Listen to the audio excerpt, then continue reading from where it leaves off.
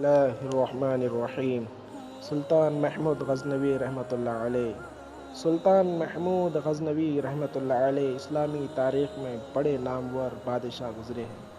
آپ رحمۃ اللہ علیہ امیر سبکتگین کے بیٹے تھے۔ 357 ہجری میں پیدا ہوئے اور اعلیٰ تعلیم حاصل کی۔ والد صاحب کے انتقال کے بعد حکومت کی باغ دوڑ سنبھالی اور اس کو مضبوط کرتے چلے گئے۔ آپ رحمۃ اللہ علیہ نے اپنے دور حکومت میں کئی علاقے فتح کیے اور امن و امان قائم کیا۔ ظلم و زیادتی کو بالکل پسند نہیں کرتے تھے۔ مسلم و غیر مسلم ہر ایک کے ساتھ انصاف کا معاملہ کرتے تھے۔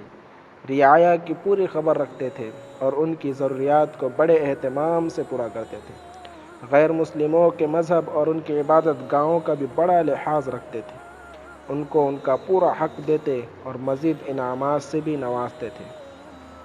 البتہ بے حیائی اور فتنوں کے اڈوں کو بے خوف و خطرہ صفائے ہستی سے مٹا دیتے تھے۔ سلطان محمود غزنوی رحمۃ اللہ علیہ علم و فضل میں بھی بہت آگے تھے۔ اہل علم اور اصحاب کمال کے بڑے قدرداں تھے۔ خاص غزنوی میں بہت بڑا مدرسہ تعمیر کرایا اور اس کے اخراجات کے لیے ایک بڑا فنڈ مقرر کر دیا۔ آپ رحمۃ اللہ علیہ کے دارالسلطنت میں اتنے ارباب کمال جمع ہو گئے تھے کہ ایشیا کے کسی بادشاہ کو یہ فخر حاصل نہ تھا۔